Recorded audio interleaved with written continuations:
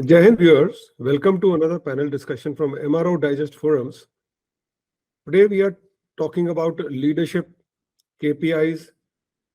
Specifically, maybe we will talk in greater detail to the technical organizations. So this panel discussion, we have got eminent panelists. Brigadier YVR Vijay served in the Corps of Electronics and Mechanical Engineers, where he was Chief Managing Director of an Army-based workshop after retirement.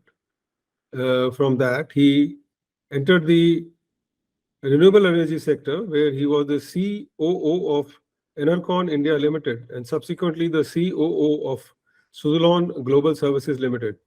He is now a subject matter consultant on renewable energy to Boston Consultancy Group, McKinsey, GLG, GuidePoint, Alpha Sites, and Third Bridge. We also have with us Mr. Arun Krishna, who is a BTech from NIT Kurukshetra and MBA Finance. He has extensive experience in the avionics industry in planning, manufacturing, MRO, lean, assembly and testing. He specializes in technology, R&D, engineering, strategic project management, collaboration, problem solving. He is a member industry and academic council of Rajakiya Engineering College, Ambedkar Nagar, and member board of studies in Kamala Nehru Institute of Technology, Sultanpur. He holds many certifications which include independent director from IICA, managing the company of the future and design thinking for innovation and supply chain principles. We also have with us Lieutenant General Anil Kapoor. He served as the Director General Electronics and Mechanical Engineers and Director General Info Systems, and he's a chartered engineer. He was awarded the Eminent Engineers Award 2020 by Institution of Engineers. He's a professor of practice at IIT Tirupati and also a board member in their innovation hub. He writes and speaks on emerging technologies like C7, ISR, and AI in many publications and platforms. So this, the idea of this panel discussion started from within our group, where we exchange professional views and opinions with each other in MRO Digest forums. And this was based on an input which was given by Brigadier YVR Vijay, where he talked about the importance of KPIs, and then this led to this panel discussion. So first I will come to Brigadier YVR Vijay. Brigadier Vijay, what do you think are the important leadership traits in a technology company? Brigadier Vijay, please. Jai Hind, sir. Jai Hind, everybody. So in my view, the most important leadership trait in a technical company is vision. The leadership must have a vision and should be visionary. We have a lot of examples. You have Apple, where Steve Jobs had a vision that the user experience is king. You have companies like McDonald's, whose vision was very clear. He says the money lies in the land underneath the stores, not in the McDonald's outlets.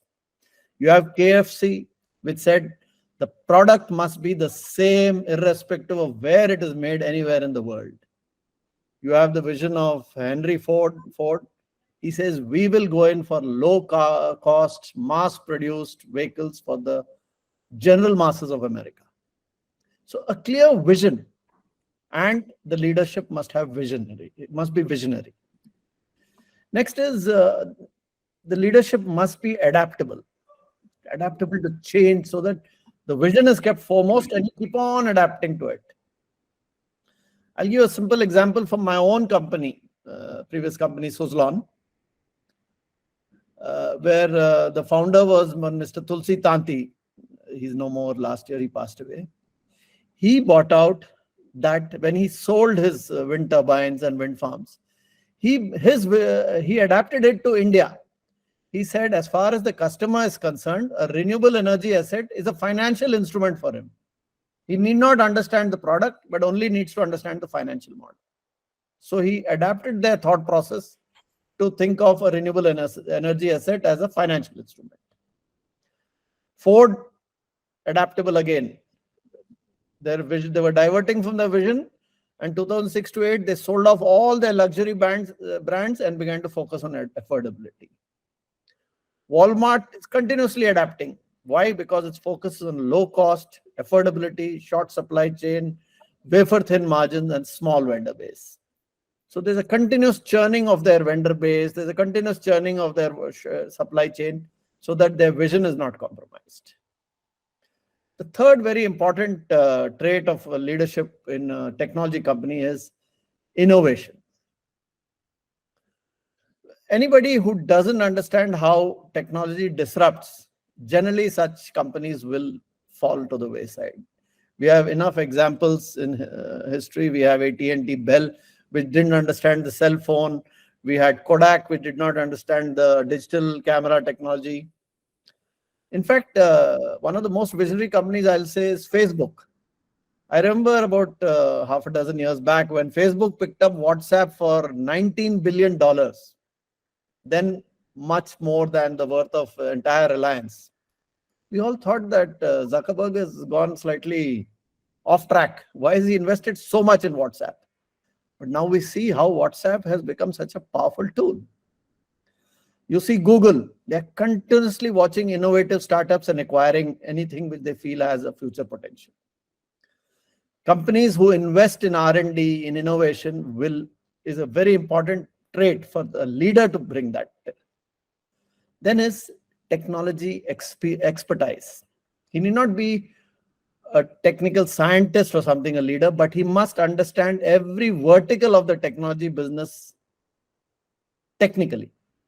We have massive examples. Closer to home, we have Mr. E. Sridharan, who did the Delhi Metro project. He understood every aspect of his business technically. He understood the tunneling business. He understood the signaling business. He understood the rolling stock business. He understood entire stakeholders involved in it, the supply chain, the HR, the quality, the safety, every aspect of the business he understood technically and comprehensively. You have Steve Jobs, you have Bill Gates, who understand technology. Next is there should be always a good balance in a leader of a technology company between long-term and short-term. A leader who only looks at short-term profits, the EBITDA for the year, this company will not grow. It lacks vision. So a technology company leader should look at revenue and profit long-term and short-term. A company where if you see the leadership is leaving everything to the CFO, then they are generally looking at short-term at the cost of a long-term vision. The leader must understand finance. Companies who spend significantly on learning development, R&D, which is long-term investment, are generally winners. In India, excellent example of companies who spend significantly on L&D and learning and development and R&D, Larsen & Toubro. Then is the leader must show empathy with the customer, with every stakeholder and the employee. The customer must come always first. The stakeholders, the supply chain, the vendors, the government, the authorities involved, the locals who are affected, the employees, there has to be a continuous empathy and understand their status. Next, very, very important aspect of a technology leader is his ability to collaborate, his ability to make his team collaborate. It's most important that a leader understands the importance of cross-functional functioning. He understands the importance of collaborating with the research, with development, with technologists, with vendors, the supply chain. He must learn to collaborate with the government, the local authorities, the vendors, customers, supply chain, and within his own company, all the verticals. So that's my view of the important leadership traits in a technology company. Thank you very much, Brigadier Vijay. You have touched on very important points. Maybe we'll hear about them in detail as the panel discussion goes on. My next question is to Mr. Arun Krishna. So, Mr. Arun Krishna, what do you think? Why do you think the leadership KPIs are important? Mr. Arun Krishna, please. Yeah, as Brigadier YVR Vijay has rightly said, that vision, then adaptation, then innovation are the key for a success of an organization. But in a competitive business environment like today's, effective leadership is critical to organization success, as we all know. Our leadership is not one size fit. It is not fit one type of leadership in all the organization. You leader has to adopt according to the organization requirement, according to the organization need. And that is where, since the multifaceted role is played by the leadership, it must be carefully tracked, measured, and evaluated. And that is where the role of KPIs comes into picture. And that is how we involve, because an organization to grow, it has to measure the growth path, then it has to measure the goals which is set for the organization, how it will be achieved, how it will be evaluated, and how team will be tasked with those goals. That is very, very important. And for this thing, at least I think from my point of view, there are 4 critical KPIs other than the what Brigadier YVR Vijay has told. First and foremost is the keep people informed. The people with whom the organization leadership is working, they must be informed about all the things which is happening inside the organization.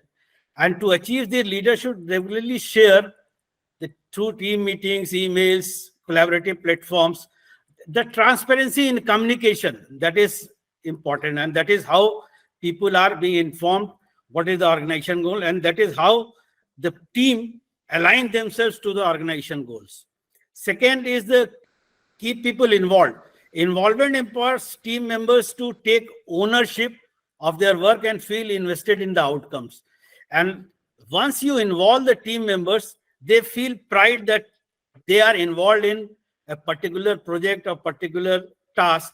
And that is how they come out with their own and perform to the best of their ability for the reaching the organization goal, meeting the organization goal.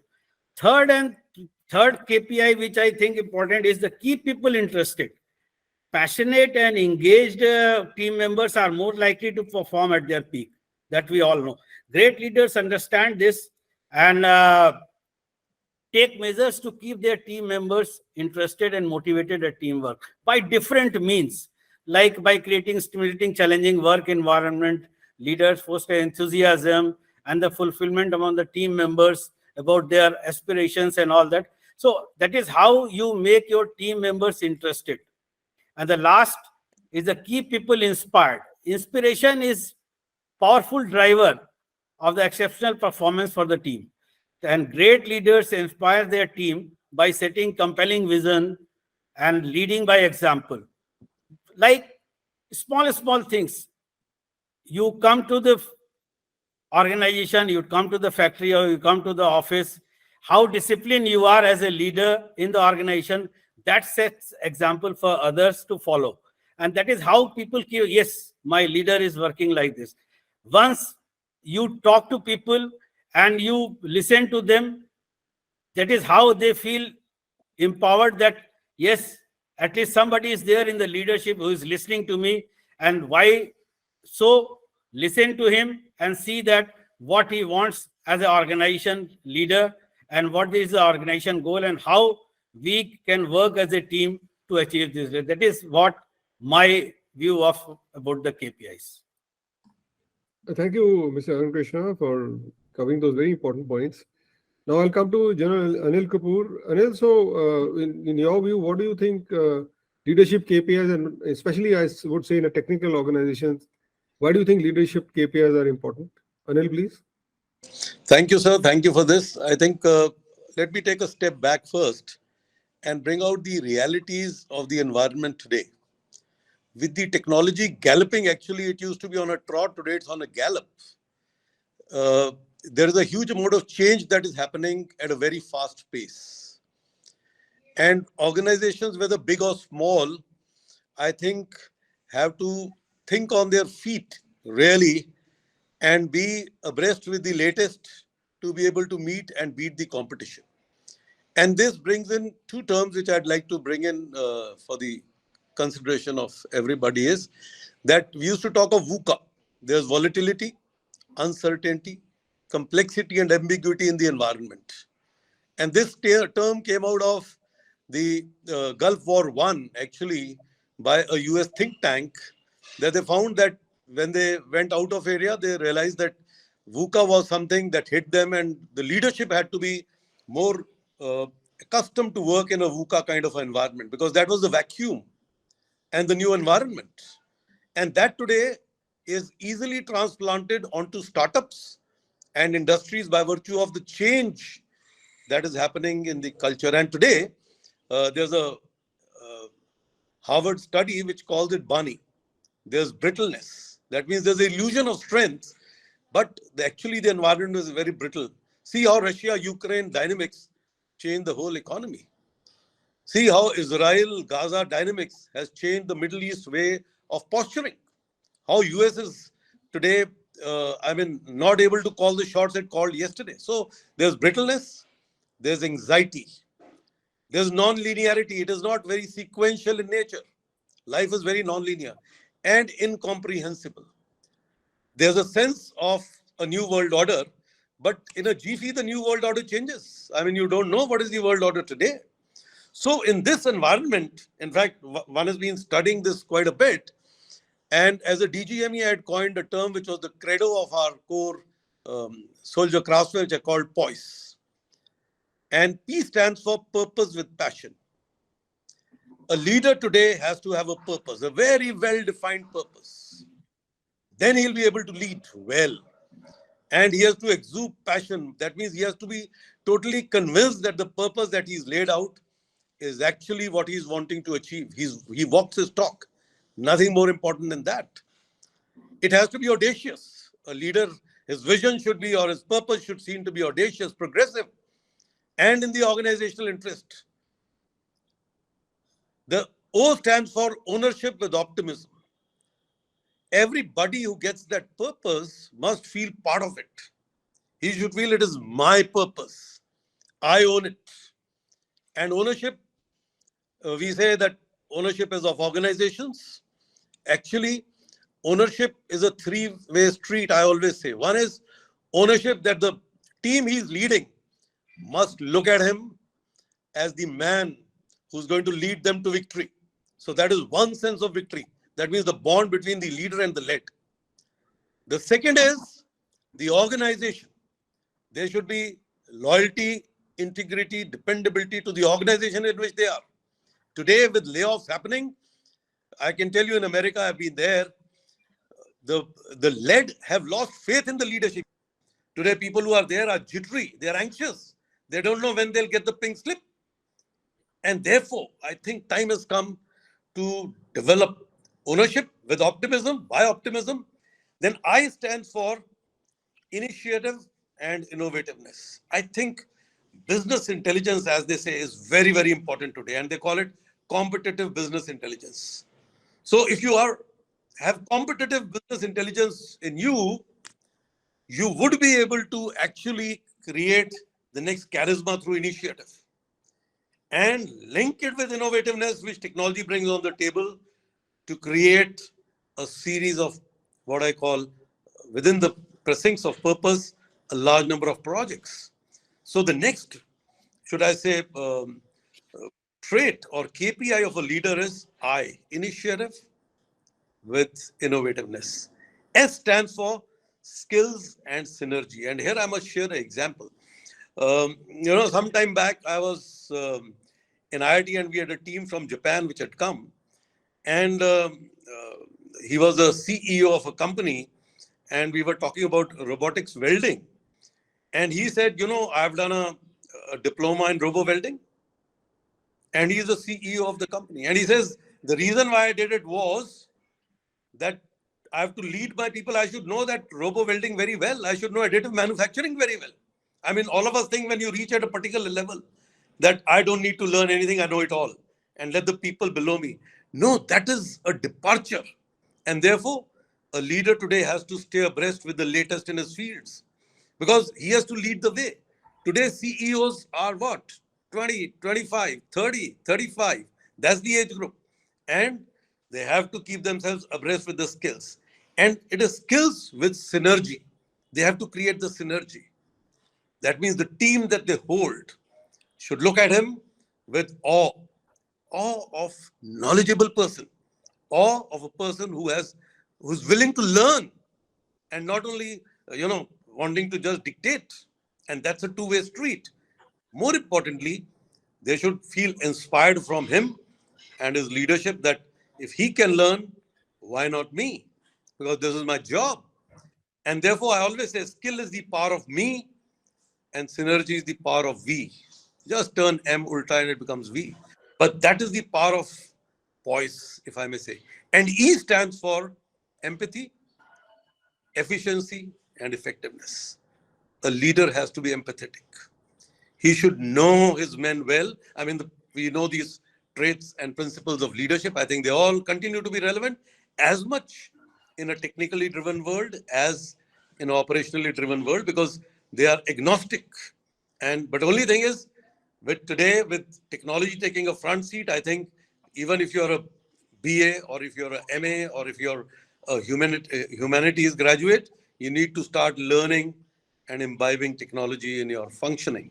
You should be very impressed. And therefore, empathy is very important in a leader. And I wouldn't like to amplify. We all understand this term. Efficiency is doing it right the first time. And that is where principles of design thinking come in. And today, if you see Brigadier YVR mentioned them, Mark Zuckerberg, Steve Jobs, Jeff Bezos, they are big names in the field of design thinking. And in design thinking, in fact, Google has come up with something called a moonshot factory, which says, do a project 100x. Elon Musk today is thinking of tourism in space, tourism on Mars, tourism on Moon. It's a 100x idea today, even in America. But that is what the power of design thinking is. Therefore, they are experimenting so that when the time comes, you do it right the first time. And effectiveness is doing the right things. So that's very important. A leader today should know to do the right things. And here, ethics is very, very important. I think a good ethical behavior is actually what I call spiritual leadership in a leader. If he's not ethical, he may have every good thing. I think he loses the bond of trust between him and the leader and the led bond. So therefore, the E stands for really empathy, efficiency, effectiveness, and ethics. And I would say this poise is actually the crux of what I consider as technology leadership or leadership in any field today. And like I said, we put it as a credo of our core that let's all imbibe this because I think it covers most of the things that we can think about and more, really. Thank you. Thank you. Thank you very much, Anil, for covering that, what you actually practiced. That will mean a lot to our listeners, our viewers. Brigadier Vijay, I'm going to come back to you, and this is going to be sort of a clubbing of two questions which I have with me here. So bear with me. Please give us as much information as you can. It was very valuable from your experience both in the army and outside. So Brigadier Vijay, firstly, what are some of the challenges in leading a tech company? And along with that, can you give some examples of how leadership coaching turned around a business? Brigadier Vijay, please. Yes, thank you, sir. So challenges in leading a technical company, I'll take it on with the help of certain examples, sir. Let us look at the Delhi Metro project with Mr. E. Sridharan handled. We all know what are the challenges of doing a large-scale infrastructure project in the heart of India's capital. You're dealing with the central government, the state government. You're disrupting the lives of millions of people who are traveling around Delhi. But the challenges which he led and resolved. First is resource management. There was a giant amount of resources needed for the Delhi Metro. Mr. Sridharan could understand the implication of each resource. The most important resource of this was time management. This is one of the first projects, large-scale infrastructure project in India, which came up as per schedule, in fact, slightly before schedule. So his knowledge of resource management and time management was phenomenal. And to do a good time management and a resource management, you should understand cash flow management, financial management. So this was the next challenge that he faced. But he ensured that the cash flow for every task came up as per schedule. Then the leader must have faced the challenge of leveraging technology. Technology is continuously changing. He understood and got in the best in tunneling technology. He understood and got in the best in signaling technology. He understood the best in the rolling stock that was required and got the latest in the world into this. So his knowledge of technology and his capability of leveraging technology was a challenge which he sorted out. Now, a large project like this, where the best are continuously being poached by other infrastructure project managers, etc., he built and motivated a team, skilled professionals. He kept them motivated. He was able to make them collaborate together at all times and make them accountable. So he took on this challenge. A huge project, giant cranes, digging going on, tunneling going on, traffic being diverted. Even the smallest adverse news, an accident somewhere or something else somewhere, can result in a whole project getting derailed. So there was a gigantic focus on safety and quality, which Sridharan ensured. Strict safety, rigorous quality, effective risk identification and mitigation of these risks was another of the challenges he handled. Next is, as I said, a project in the heart of India, in the heart of the capital of India. Look at the stakeholders involved, the government agencies, the bureaucracy, contractors, consultants, the public.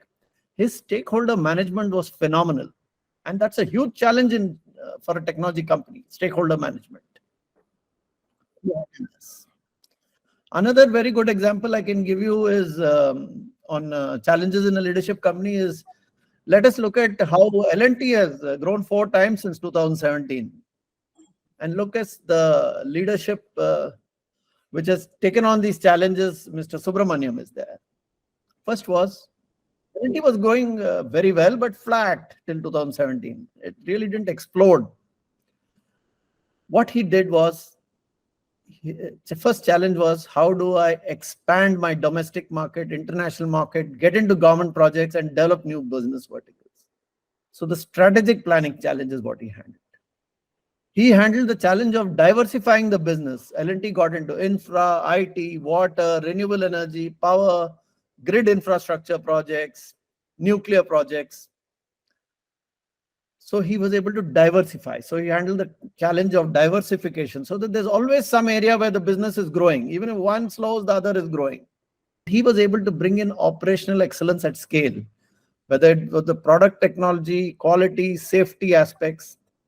And how did he do this? By looking long term, by investing in employees, in leadership training, leadership development at all levels. He focused a lot on this.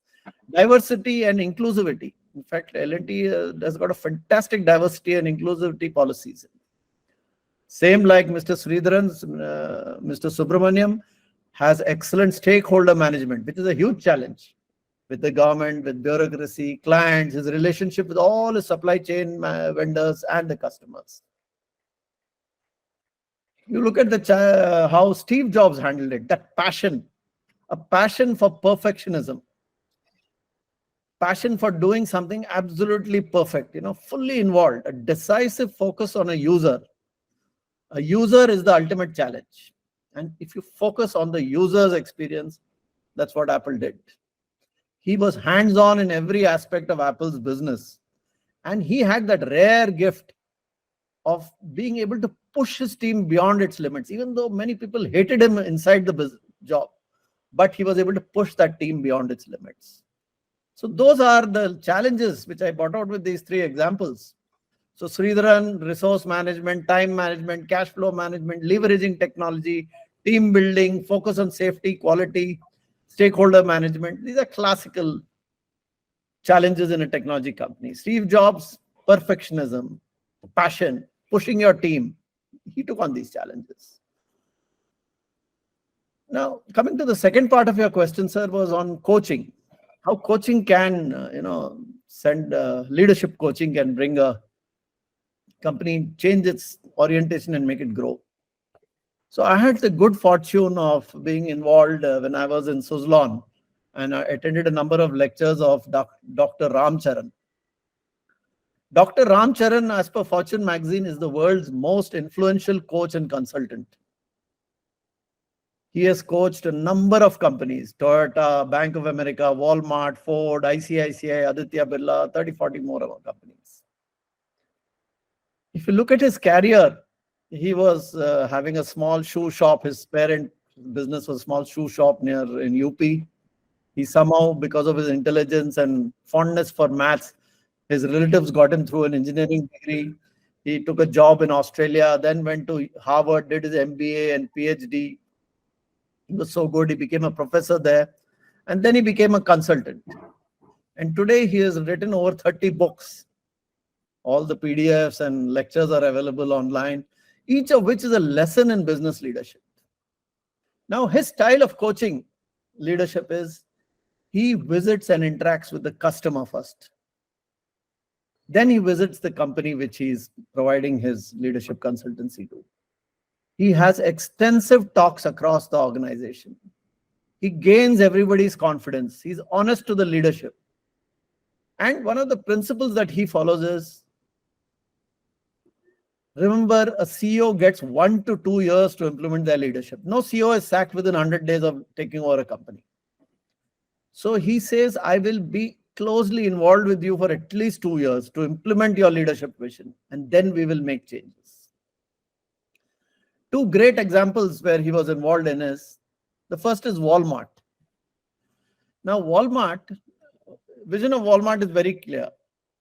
I will be the lowest cost. I will be affordable. I will have the best and shortest logistic supply chain based on a massive vendor base, which is ideally small vendors. And I will operate with wafer thin margins, but I'll have massive scale. Now, somewhere, while the vision is excellent, it was not happening to the way Walmart wanted. So then what was implemented was that 1 day a week, every manager in every store across Walmart, across the world, would spend on the floor. He would have 6 questions, which he must load into his update for that days. What is fast moving? What are those stores which are fast moving? What are those stores which are fast moving and running out in my stores? What are those stores which are slow moving, and why are people not buying it? When are customer requirements never being met? Customers are coming but not finding the product. Where is these items coming from? Where is my supply chain coming from? What is the distance of the supply chain? And what are the margins being given to the suppliers? He cut down the system of functioning of Walmart where the margin given to suppliers was not more than 1 to 2%. Moment a supplier became too big or pushing for higher margins, he found a new supplier. Walmart kept on in its vision, identifying smaller vendors who can produce the quality at a lower cost. The review of this thing was, they identified fast moving stocks, focused on the supply chain on that. They focused on increasing the supply for items which are running out. Slow moving stocks were redistributed. There was many items which are slow moving in one store, but maybe 2 states across it was fast moving. And in case it's slow moving across their chain, he got rid of them on massive discounts. Wherever customers asked for items which are not being required, they looked into the supply chain. The length of the supply chain kept on getting shortened. He followed a principle of a 100-mile supply chain. Maximum vendor should be within 100 miles of that store. And that's how he provided that leadership coaching into it. Another great example where he was involved in, of course, he was one of the many consultants involved in, was on Ford in the period 2006 to 8. Now we all know Ford,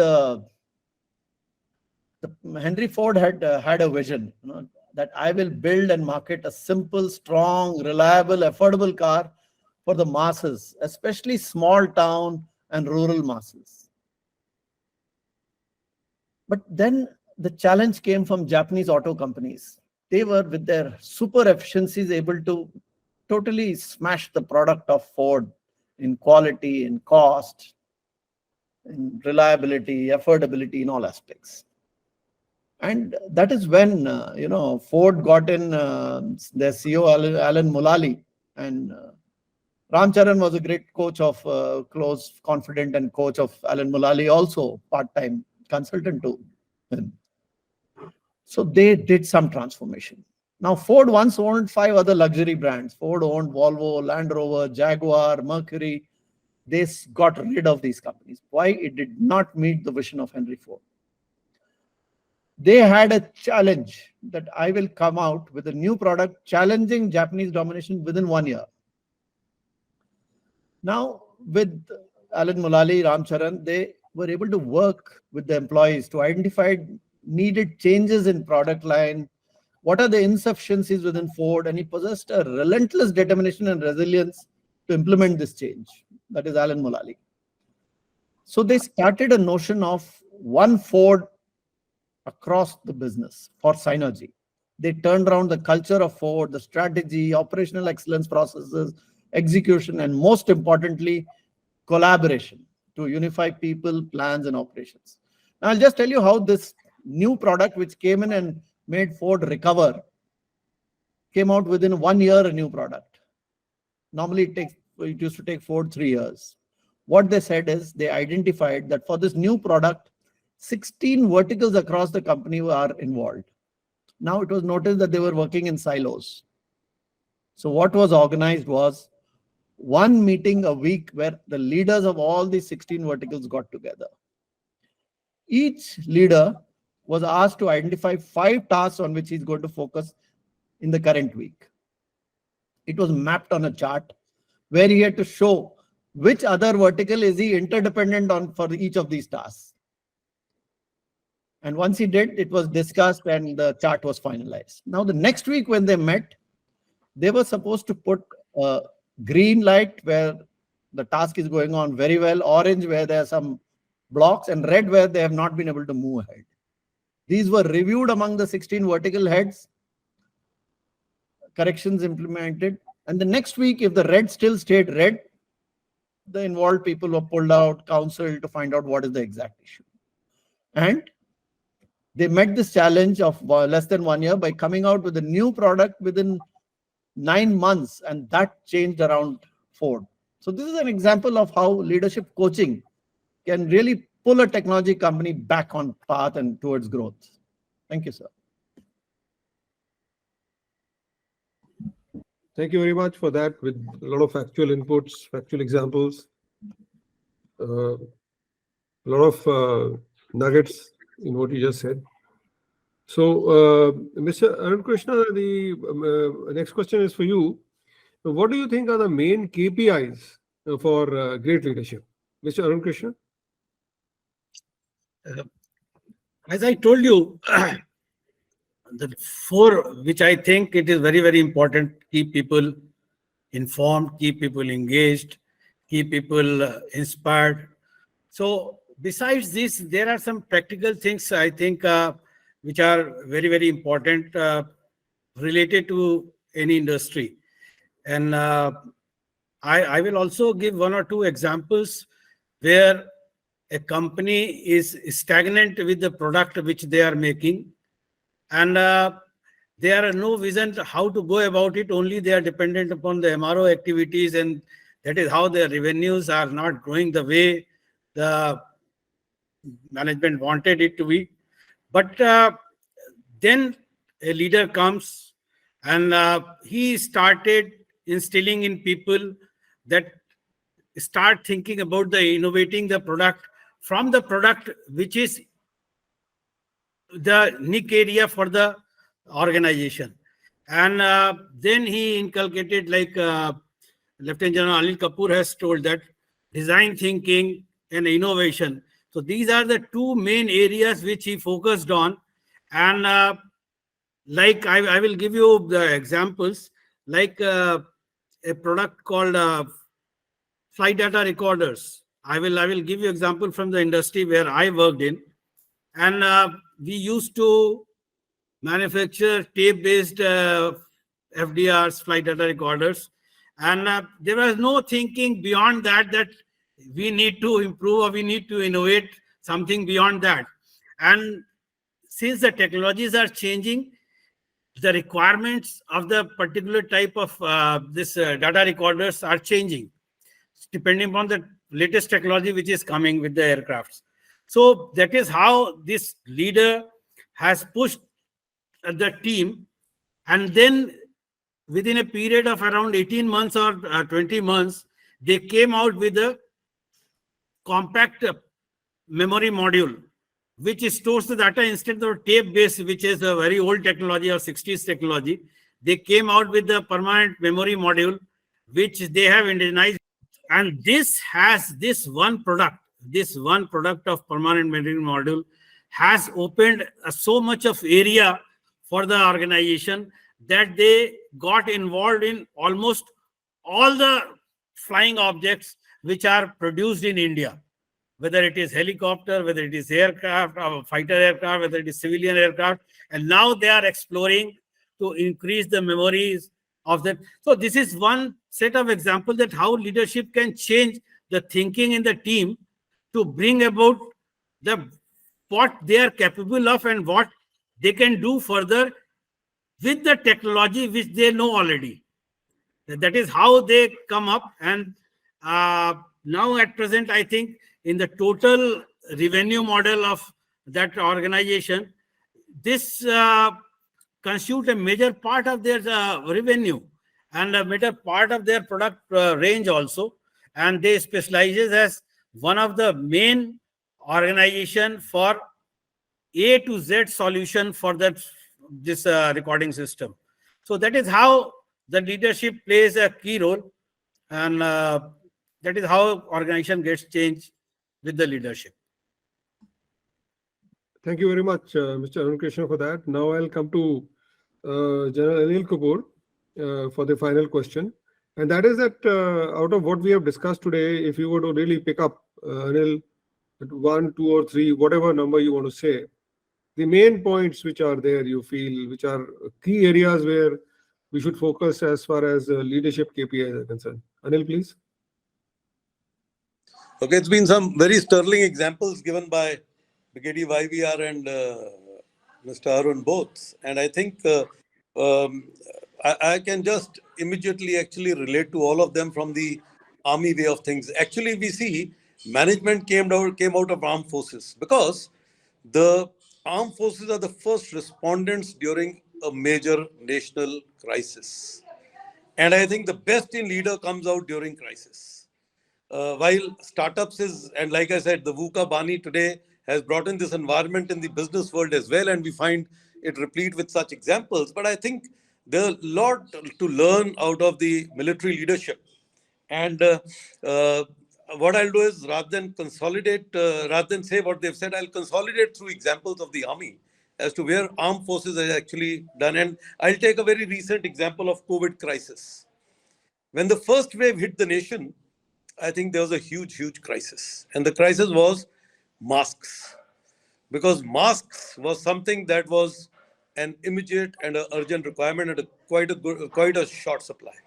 And let me also tell you how we created a group between, a synergy between two, if I may say, technical giants dealing with this. One was the core of EME and one was the medical fraternity. The DG AFMS office and the core of EME, and we synergized with Navy and Air Force technical branches, and we created a huge group. And what we did was, we actually created some centers in every cantonment, every area, to just give us discard clothes. And we brought in a lot of local people who would do tailoring, our own people, and got over this crisis by creating so many masks of quality. And I won't say they were the best in the world, but they were just about meeting the requirements, but available in plenty for a free supply nationwide. So that was one big sterling example where in a short time we did it. And I must also tell you that that is the time we realized that the center of gravity of our efforts were in the north and the requirement was quite a bit in the south also. So some of these trains which used to operate, we used to put them in the train, give them to the guard, and it would go down all the way down south. So really speaking, it was a huge exercise in supply chain and, if I may say, corporate governance with minimalistic resources but maximum returns. And what we did was actually recycling of whatever was not used in any house. So that is one example. And therefore, when we look at leadership KPIs, actually it is how well your leadership skills come to the fore. How well can you handle crisis? How do you create the charisma with minimalistic availabilities? How do you maximize with minimum? And that is where I feel devil lies in the detail. That is where sometimes, though we sometimes call it micromanagement, but I think I would like to clarify this point. There's something I call always walking through the weeds. As we keep growing senior, and most of us who grow senior, actually sometimes you either don't have your ear on the ground as much because you think I was also on the floor and I know it all, but life undergoes major changes with time. And today's times, it goes into changes very fast. So there's an analogy I always share of walking through the weeds. If I were a worker, I will walk through the weeds to de-weed because that is my job. If I'm a supervisor, I'll walk through the weeds to see that those who are de-weeding do their job well. Number one, they are knowledgeable. Number two, and they're maintaining quality standards or KPIs laid down for it. And if you go to the senior leadership level, they should also walk through the weeds to see, are these supervisors competent to guide these people who are down below? And that is more and more relevant. So really speaking, when we look at leadership, we have to look at a couple of management jargons, which will always remain this thing to consolidate. One is walk through the weeds at whatever level. Number two, manage by objectives. Third, manage by walking around. And fourth, I'd always like to, summarize by saying that develop your poise. And I always say, when in crisis, when in a problem, three things you must do. Pause, poise, and poise is the poise that I brought out, and then only posture.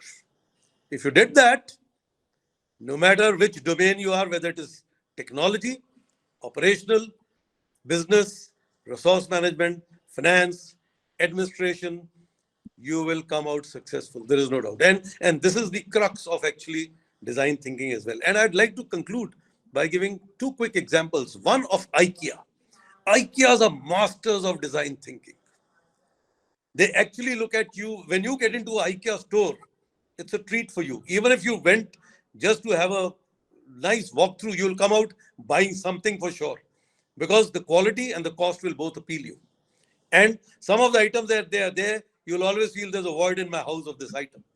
They actually create the pull in you. The second is that it appears so easy because they've created a DIY, do-it-yourself kits. And you find the whole thing so compact and collapsible, and most of us would evince interest in actually doing it ourselves. So really speaking, they've got the customer's ecstasy. I mean, and that's one very good example of how they have grown. And wherever there's an IKEA store, you find there is never a lull. I mean, if it opens at 9, you find people thronging at 8:30. And if it closes at 5:30, you find people still trickling out till about 7 o'clock. That's the kind of impact it has had globally, wherever they are. The second I would like to talk about is one Indian, Adi Godrej.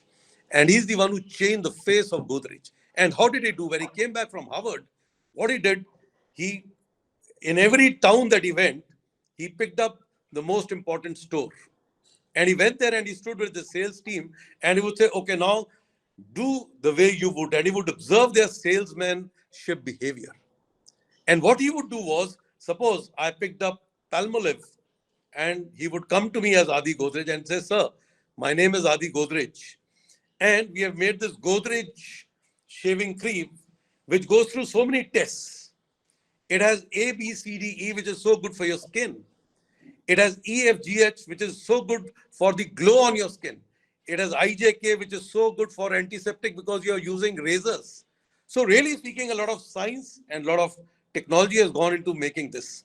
It may appear to be a little expensive to you, but I would recommend give it a shot. And he did this, and within a year, they had to open 3 more industries of FMCG for Godrej. That is the impact it had throughout the nation. So really speaking, leadership is actually, if I say, realism in action. You have to sense the realism and get into action. So I always say, find purpose means we'll find ways. Think like a man of action, act like a man of thought, and always bond with the best and beat. I think if that is the credo, entrepreneur, a technical leader, or anybody follows, I'm sure wherever he is, he will lead the light and get the direction before he gets into speed, because velocity is direction first, then speed. So I would like to summarize like this. Thank you very much, Anil Kapoor, for summing it up and also giving some very good examples.